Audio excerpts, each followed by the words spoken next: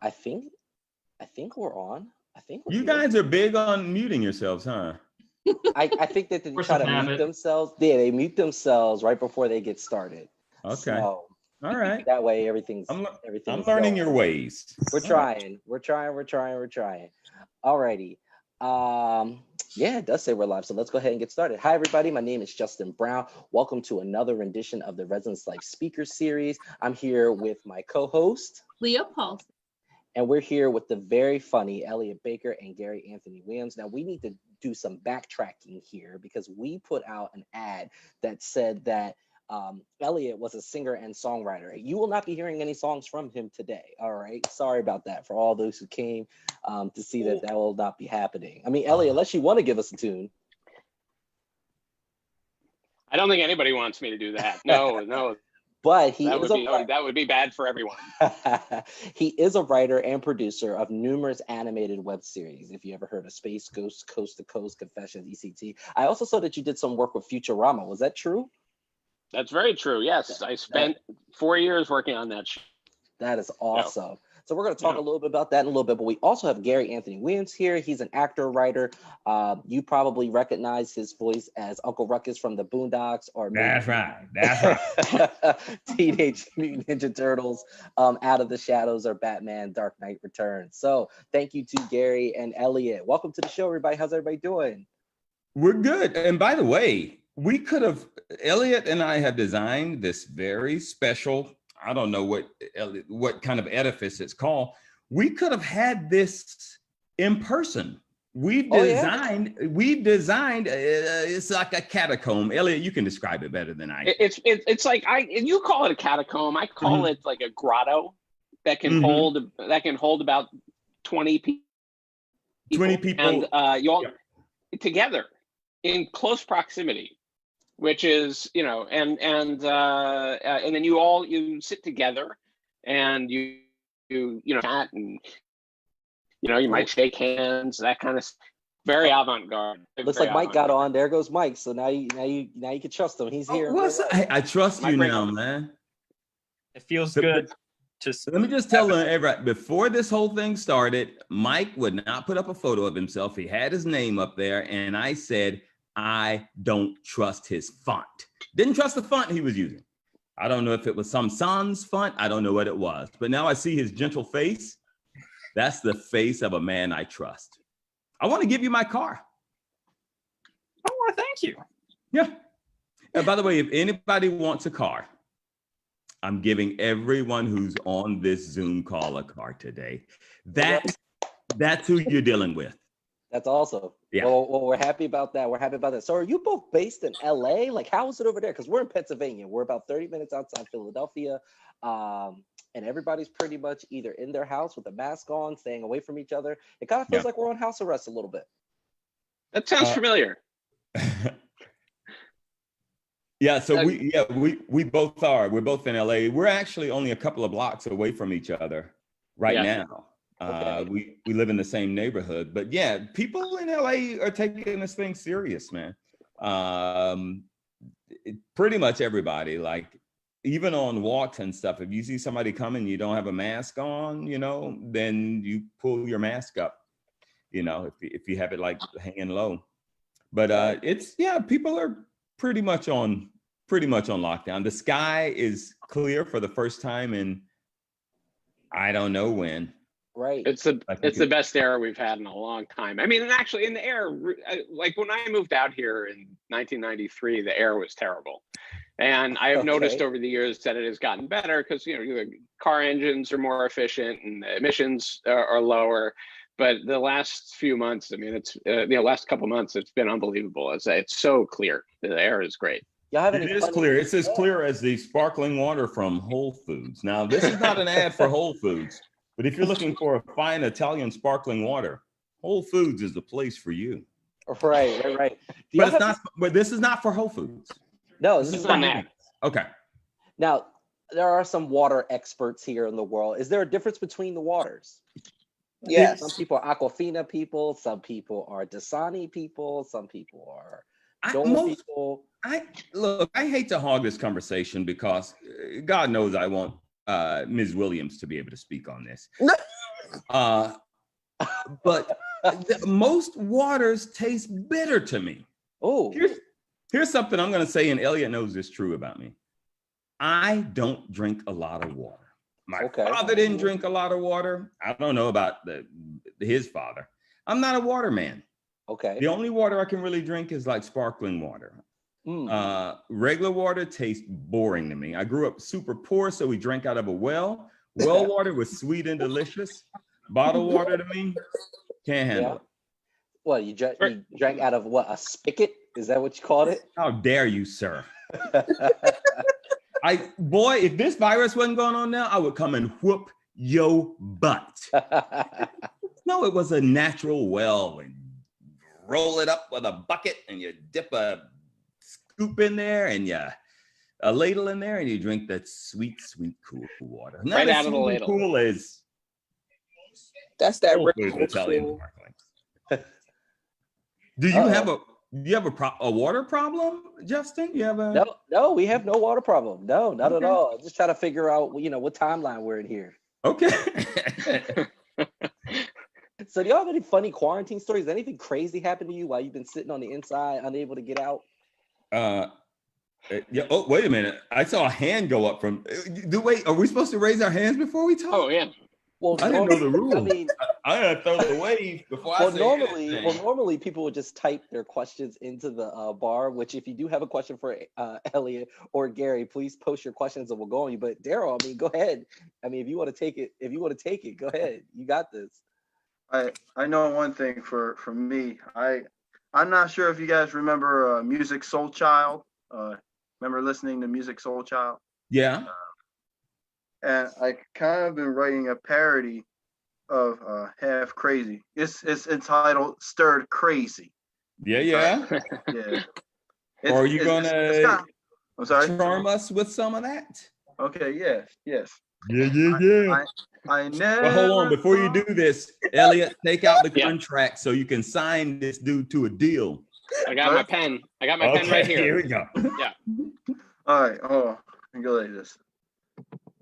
I never thought that I would ever have to quarantine. Now I'm all confused because usually I'm so busy moving. I thought this year was cool to advance myself, and now I reevaluate my career life. Now things are strange, nothing's the same, and really I just want my life back, and my mind's gone stirred crazy, cause I can't just stay inside, and I wonder if this is worth me staying home. So my mind's gone stirred crazy, cause I just can't stay inside.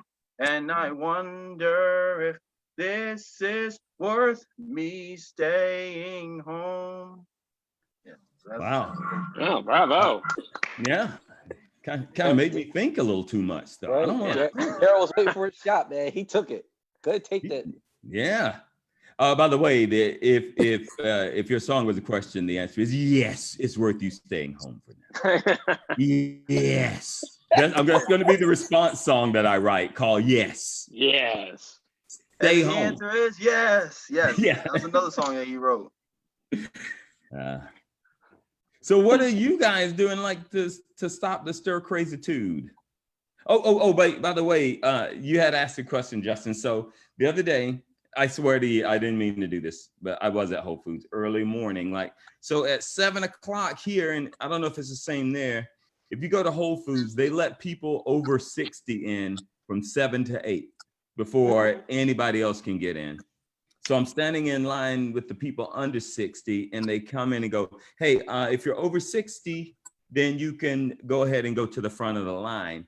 And there was a lady, this older actress who was clearly over 60. Mm-hmm. Like she saw 60 probably 20 years ago. But she's standing at the back of the line, but she's an actress, so she doesn't want people to really know she's over 60. So they're like, if you're over 60, you can go in. And she just kind of looks at all of us. She takes a baby step, but she's like, I'm not about to go in here. most confused LA thing I've ever seen, man. That's as LA as it gets.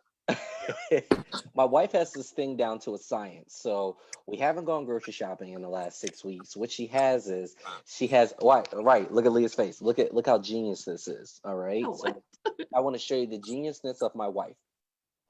We have done this like grocery pickup, but she has 3 different grocery stores. Yeah. Because all the grocery stores are like at a 4 to 6 week backup. So after the one grocery store she gets it from, she has like a 2 week period. Then she picks it up from the other grocery store, then a 2 week period, then gets it from another grocery store, and then starts the cycle all over again. So every 2 weeks we get groceries. Wow. That's very, very ingenious. Yep. She's a smart one. Well, I wait till my neighbors come home with a bunch of groceries, then they put some down so they can go in the house and take the other ones. Then I take the ones they put outside. Now who's the genius? Tell your wife about my system. Oh, you can tell her. It's Nicole at the bottom. Where's Nicole? I don't. Oh, the one with the frozen face who? Yeah, the one with the frozen face. Doesn't know how to make her camera work. No, not at all. Maybe a shopping genius. Yeah, but she right. Can't make her camera work. Right, can't do it. So, Elliot and Gary, tell us some of your careers. Like, what are some things you've done? I mean, we named a few things, but like, go ahead and talk about some of that for some people who might not know. Elliot, can you talk about any of your new stuff that's about to happen? I can't, but well, here's what I can tell you is that I'm a independent animation producer, so that means I don't work for anybody. I have projects in various places. So I have 2 kids shows at one of the newer streaming platforms. I can't say what it is yet because we're still in development. It hasn't been announced. No problem. I've got an adult animated project based on a comic book from Image Comics that is with another one of the newer streaming platforms, and that's still in development. And so I can't talk about that. And then I have a project. I can tell you that I'm doing a narrative podcast. Like a radio play, a 5-hour radio play for Audible, but I can't tell you what it is. So, so it's fun.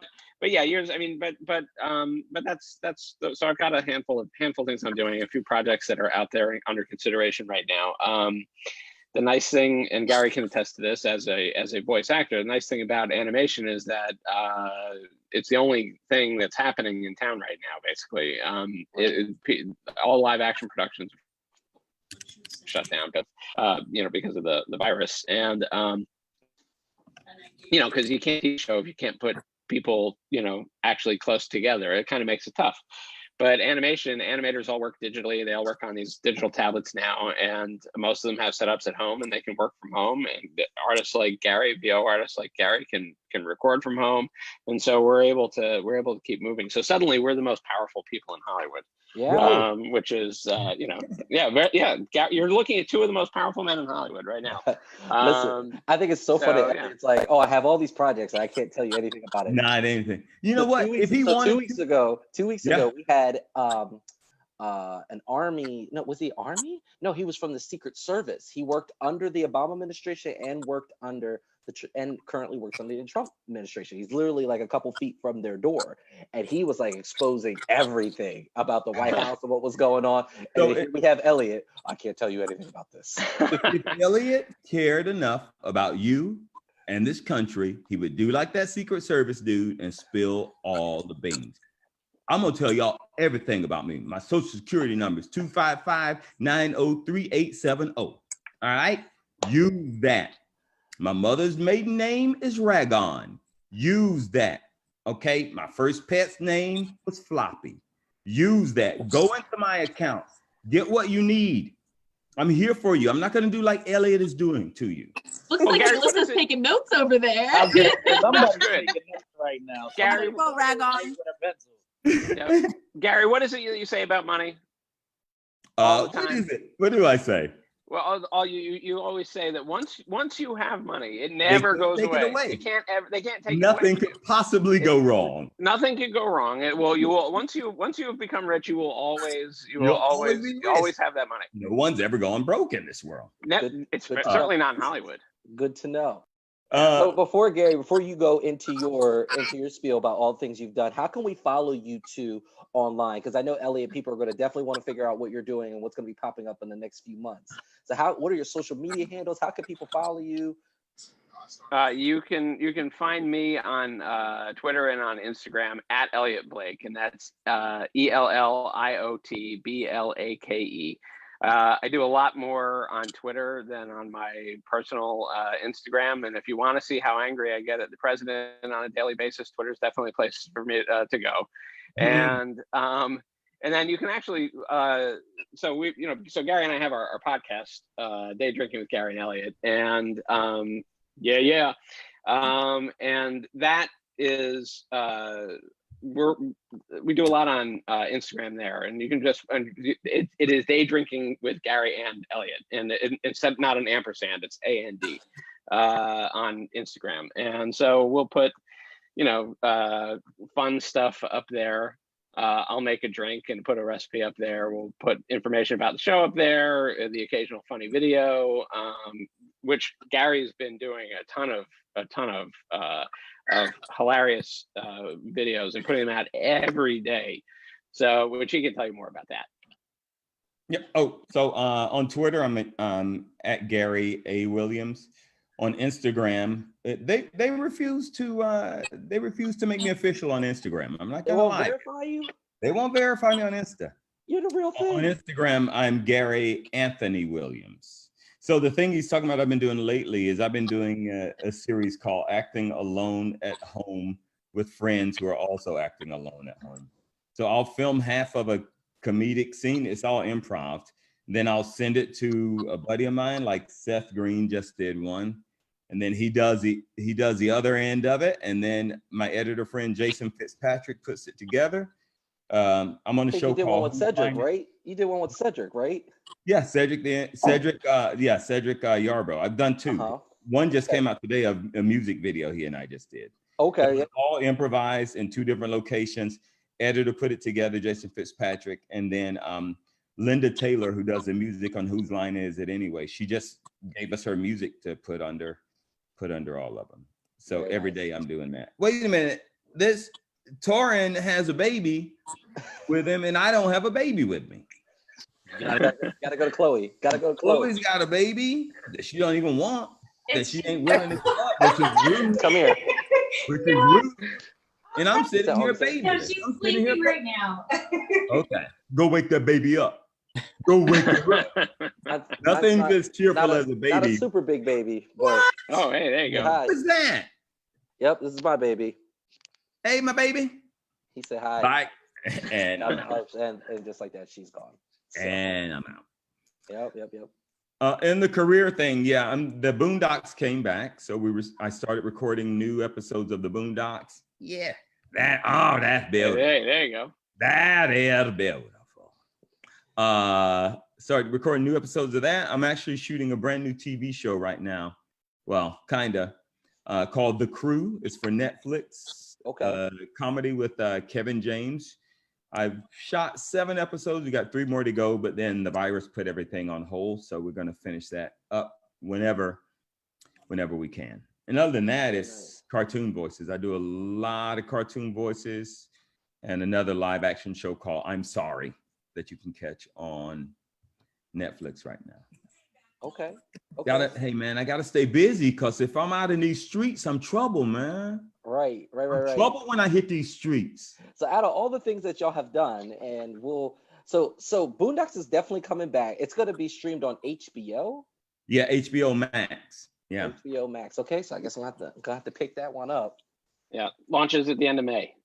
Oh wow. Not the show, HBO Max. Oh, HBO Max. I was like, wait a minute, this show's that was a quick turnaround. Yeah. I'm breaking some news. That's not true.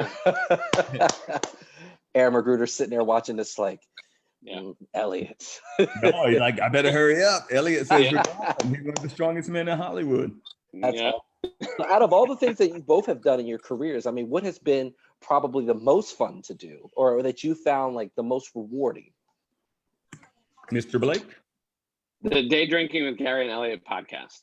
Okay. So it was a tremendous amount of fun. And it's not because it's because we get to talk to fun people and laugh for like an hour. And so, you know, you can't, and that's kind of hard to beat.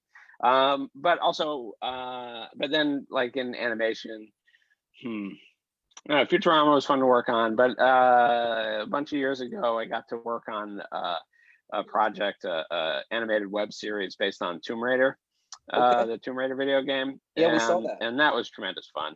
That was one of my first producing projects, and won an Emmy Award for that. And so that was pretty gratifying. That was a lot of fun. That's cool. So I'm really surprised you didn't say singing. I would say those things. Surprised you didn't say. Well, you know, I singing and songwriting. Oh. You know, I sing around the house plenty, and no one cares for it. I think we got that bio from online, so it must be somewhere.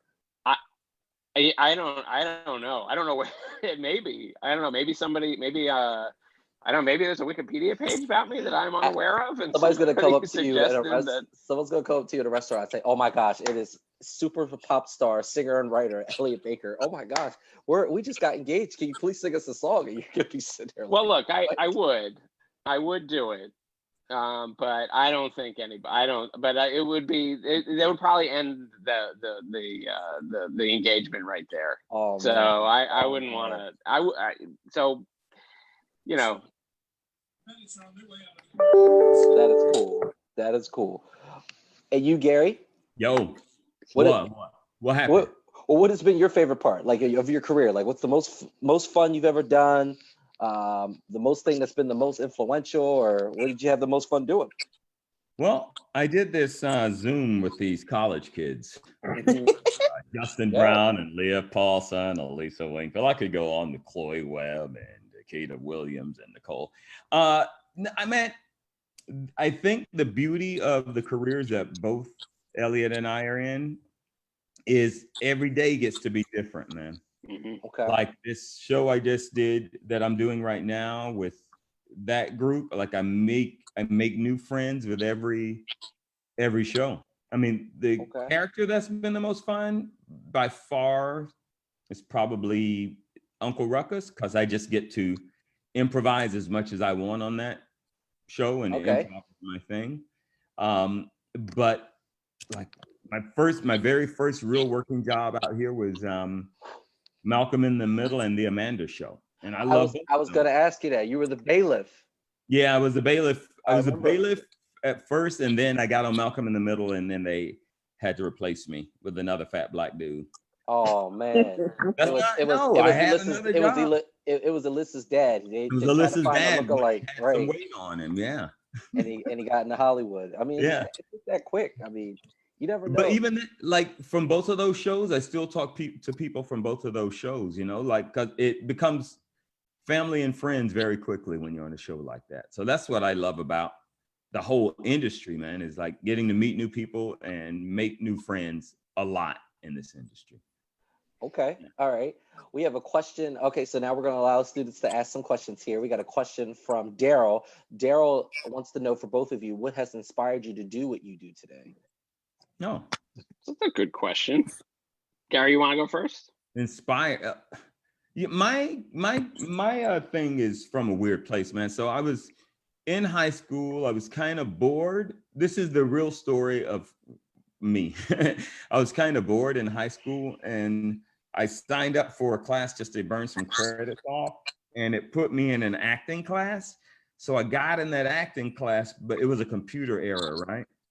And so my inspiration literally came from getting in that class on a computer error, but there was a director there named Robin Bennett who really made acting fun for me and made me realize, you know, you could do this for a living if you wanted to. I was never inspired by anything I saw or that desire. It was like a computer error and one person, one really good teacher that made me appreciate being able to literally have fun with my life and career. Okay, very nice.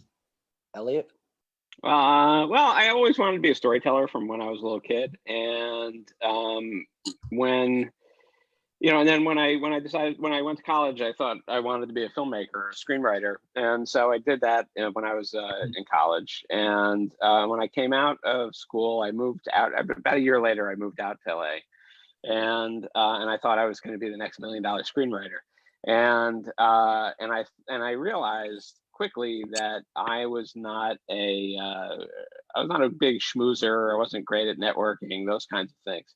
And so I kind of, fumbled around a little bit and tried to find my way. And I kind of fell into animation. I was working on a random job with somebody whose wife was an animation producer. And at the time I thought I also wanted to write some comic books, which I've done over the years.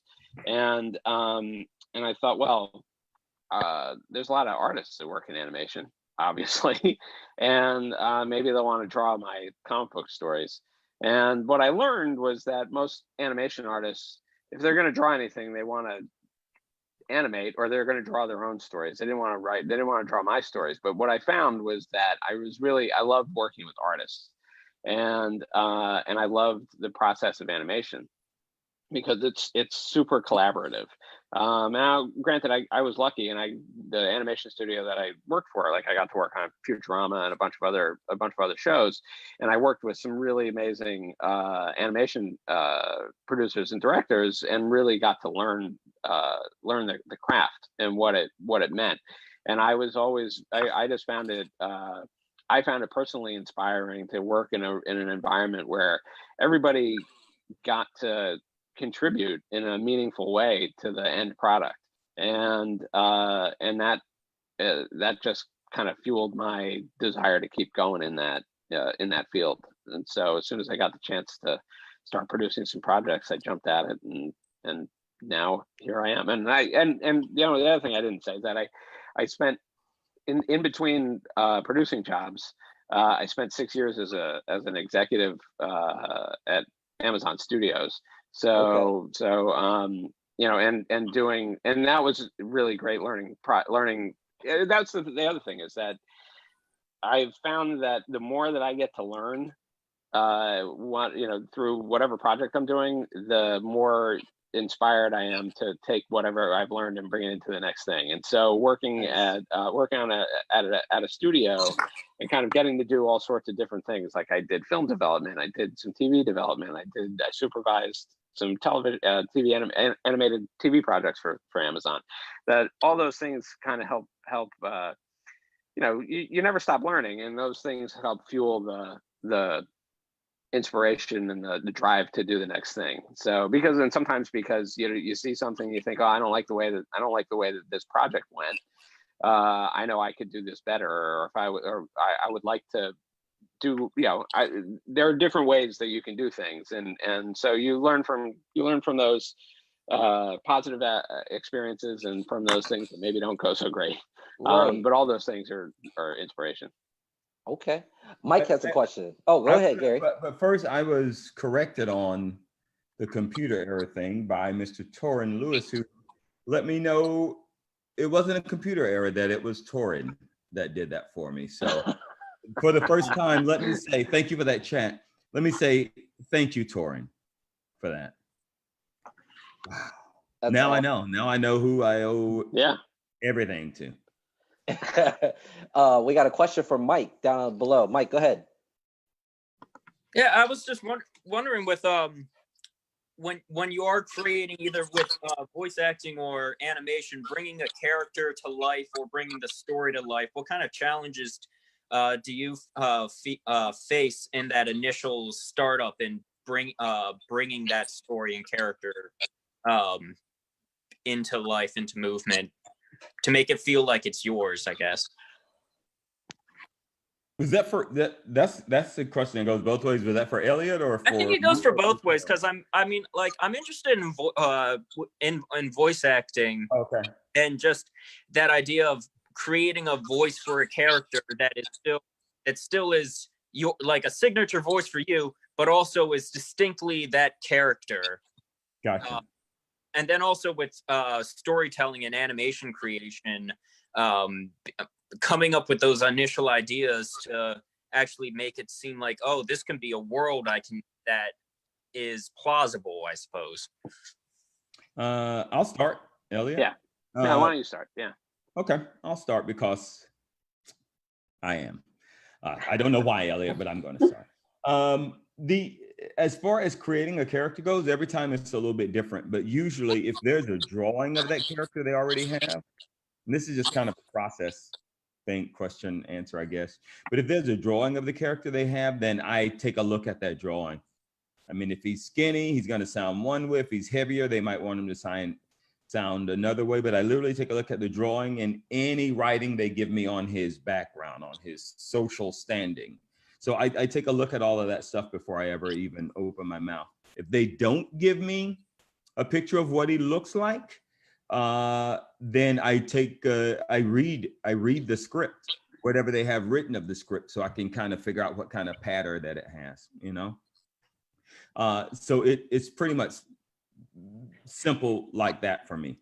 And then as an improv guy too, like, I don't think I've ever met somebody who was casting an animation thing that would be upset if you added a little bit of improv in there, as long as it was character based. So I can kind of give them the feeling and myself the feeling that I understand who the character is. Like today I was auditioning at my house for 3 different characters, and one was like a very regal kind of guy. And then there's another little guy who was like a kind of a little criminal, but they wanted him to have a little high pitch and a little squeaky voice. Then the other was just this really cool dude, man. Just a real cool dude. And so that was all in one little audition sheet they sent of 3 different characters, you know. They gave good descriptions of what they were like. Speaking of voice actors, we had Steve Bloom on yesterday. He told me to tell you hello. Bloomster. Yeah. Look, I would like to tell him hello, but I won't. I'm gonna be that dude. Hey, Bloom, I ain't saying hey to you, man. No matter how much you want me to, I ain't saying hey to you. All right, Steve, well, you heard it here first. Gary Anthony Williams refuses to say hello to us. Watch, TMZ's gonna come out with something tonight. I'm calling them when this is over. Right. I was I like that because I read these children's comics out loud, and so I do the same thing where I look at the characters and then I'm just like, I guess this is kind of what they sound like, and then so I just start reading them out loud and try to do all the little voices that would seem appropriate. I like that. Now, Elliot, when you're writing those characters, do you have in your head what you think they sound like, or what's the deal there? I should have asked this before I started doing voiceover. I mean, look, sometimes I have an idea of what the character sounds like, and it's more, and I'll try and put that. We'll try and put that kind of description into the script, so that there's something there. So when it goes out for auditions, we can, the casting director knows, kind of generally like, oh, okay, well, this sounds like something that would be in Gary's range or Steve Bloom's range, and then they can fight in the squared circle and for the role. And then usually, so we'll get like the way it works is like, we'll say, okay, well, we have a 13-year-old girl, or actually an old German grandmother. This is actually something that we casted for a project that I'm working on, and so we got a whole bunch of auditions back, and part of it is is thinking, it's okay, well, does this sound actually like an old German grandmother? Does this sound like we want, kind of like what we want it to sound? Is the accent good? And then there's also, what is that actor bringing to it? And I try and separate what my preconceived notion of what it should be from what I'm actually listening to, because I am not a voice actor, although I will, on every one of my projects, I will do one voice, a minor role, because as a producer I can kind of say, oh, I'm going to do that, in most cases, but in fact, in this same project, I am going to be the dog.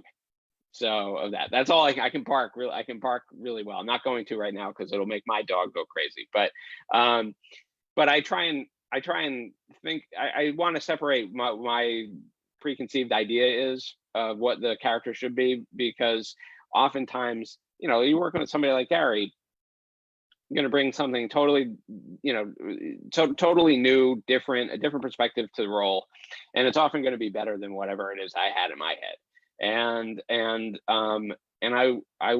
And that's one of the great things about working with voice actors, is that, I mean, as a group, I would say, and I think I'd include improv comedians in this too. And there's a lot of crossover between improv comedians and voice actors, is that they just have so many ideas, and really great ideas, that they bring to the characters and bring to the table. And you'd have to be crazy not to listen, because you're missing. Because again, it's a collaborative medium, and you want everybody to bring their best thing to the table. And so, you know, you might say, okay, well, let's read this line as it's written, and then say, okay, now let's go ahead, you know, do your take on it, do a few riffs. And it's not uncommon for whatever the riff is to be the thing that winds up in the show, because it's funnier, it's better. That's awesome. That's awesome. We've actually come to our final question. Wow. It's from Chloe. I wrote, right? It went really quickly. It went really quickly. I see a list of chats on the side of my screen. Nobody's even. Oh, wait. Now it looks like, okay, now people are popping up with the questions. We're gonna go to Chloe and then Torin, and we're gonna wrap up. Go ahead, Chloe. Hi, so I actually have individual questions for the both of you. So my question for Gary is, what is it like playing or voice acting a character like Uncle Ruckus? Because, you know, he's pretty interesting on the show, to say the least. And then Elliot, my question is, do you have like a favorite show or story or like project that you've written or worked on to date? Because you've been, you know, working in just so much. Sure. Here, Gary, you go first. You can go, buddy. No, I'm gonna pull up my story. Okay, because you're so exceedingly handsome, by the way, which sometimes you throw me off my game, Elliot. You're very handsome. I know. It's tough. Uncle Ruckus, I got to tell you, it's, by the way, when I auditioned for the Boondocks, I used to read the comics in the paper, the comic strip.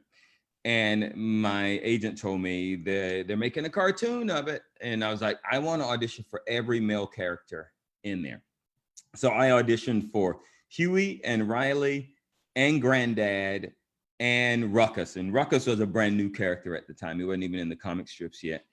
And I remember when I did Ruckus's voice, I remember Aaron Magruder like popping up and taking a look at me. Like he was kind of like looking down, working on notes. And then I was like, oh, I got that one. But I kind of stole that voice, first of all, from some of the guys who used to hang around my dad when I was little, because I grew up in the South. And there were some wrong black dudes around there, man, who seemed like they didn't really like being black too much. So a lot of that voice and a lot of the attitude that I get to add to him, I kind of stole from them. He's a horrible human being. But he's so horrible. Hopefully you see the ridiculousness of him. I mean, first of all, in this here podcast, I don't know, Zoom, I don't know what it is, Zoom, but I don't know what y'all kids doing nowadays. What I don't appreciate is it's run by a black man. That just don't make no sense to me. First of all, I don't know, why ain't Leah running it? She seems she got the brain and the ability to be running it. But okay, Justin, let's just pretend you doing it yourself and you ain't got no white woman helping you out. Beautiful, that's just beautiful. He's horrible. Right. He has glimpses of goodness, though. He has some glimpses of goodness. But the best is, I think you can kind of hold a mirror up against him and see his stupidity and know why he's stupid. Without someone to balance him out on the other side, he's a monster. But if somebody's there to balance him out on the other side, then you can at least get to roll around in his ignorance. I love playing the character because of how wrong he is. And I also love the fact that Aaron Magruder writes amazing stuff and he lets us improvise all we want. Every song I ever wrote on there, except for a couple that he asked me to just write, I improvised every one of them, and then they put music behind it after. He's a very trusting writer, and he lets you play with that character. That's awesome. Thank Boy, you. that's all I have to say about that. That was all I can say. yeah. I loved it. Elliot? I've got two things. One is a comic book that I wrote that took several years to actually get really done, cool. and that it's called The Package. It's a crime comic, and it just took a long. I love comics; they're a real big passion of mine, and so I write, and I mentioned before I write them occasionally, but they're always, it's not Spider-Man or Superman or anything like that. It's always personal projects, and they take a long time to get done, and so anytime I get one finished, I'm very happy about that, and it feels great. So I'm proud of, I'm particularly proud of that.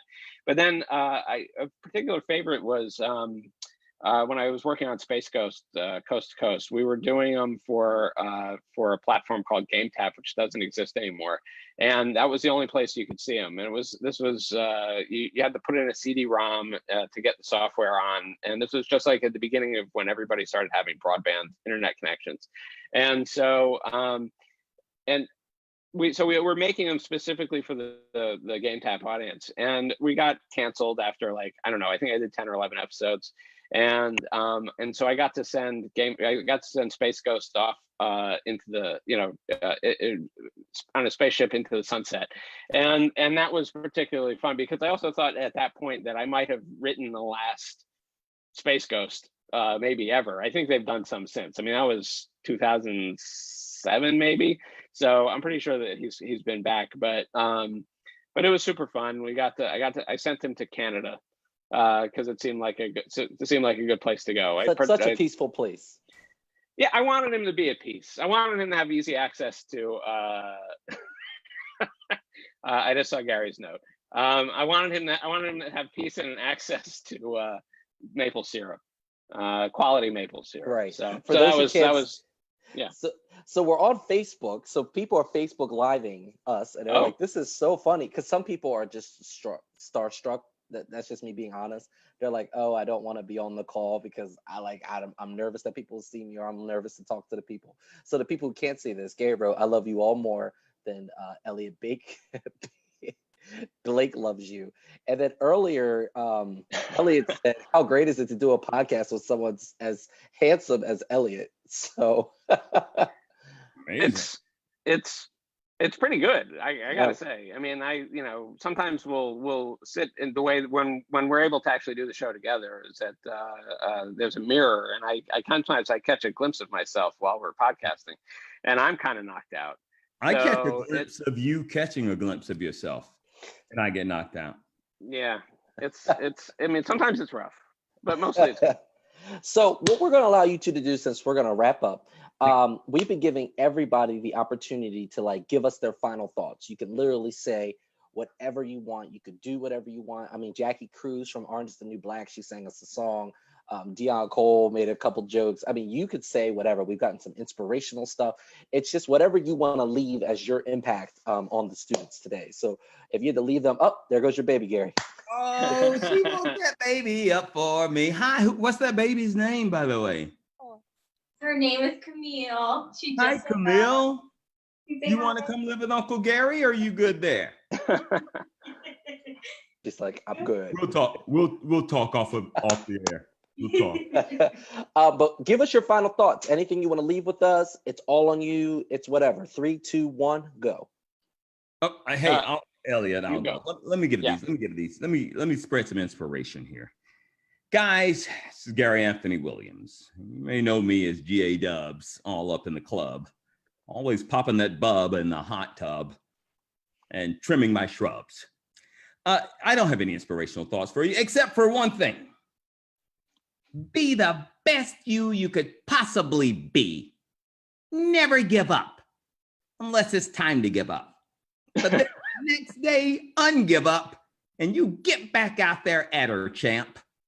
Right? Yeah. Very nice. Thank you, Gary. Elliot?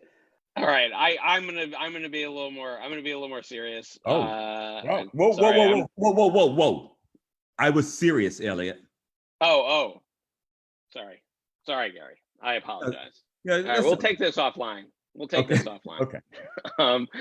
I have 2 teenagers that are doing online school right now in their bedrooms, and this all sucks, and I know that this is probably not the way that you were imagining school to go, and I would just say hold on, have faith, it's going to get better, we're going to get through this. I mean, I know it seems sometimes with the leadership that we've got that maybe we won't, but we will, and hold on to whatever it is that you were hoping to do. You'll get to do it, and stay the course. It ain't easy, but it's worth it. So the other thing that I wanted to say, Elliot, was that I wanted to add to the end of mine was hold on to whatever it is and stay the course, guys. That's what worth it. Did I not get that out? That's what I meant to say.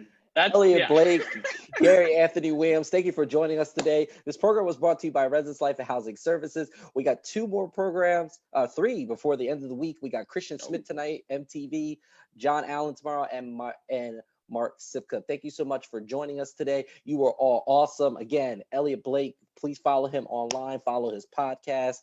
He's also on Twitter. He's really popular on Twitter, so go like popular. him. Yes, go like him on Twitter. He also has IG, and Gary Anthony Williams, who's going to get verified soon. You just got to send the driver's license, man. Did you send the driver's license? Look, man, somebody don't like me over there, man. We'll talk to the people at IG. I would like to ask like Nicole or somebody else to get in touch with me, but they can't even figure out how to make their cameras work.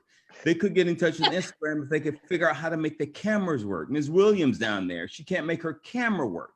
It's coming at you. I know how to make my camera work, first of all. Okay? Don't do this.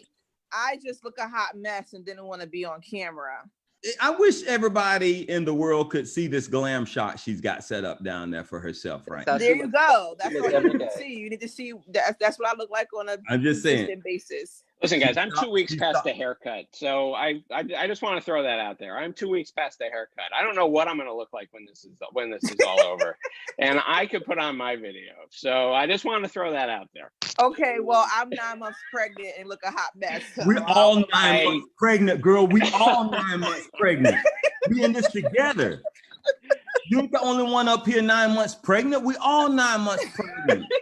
I'm at 38 weeks right now. This baby's killing me. Okay. Oh gosh. All righty, we will see y'all later. Thank you so much.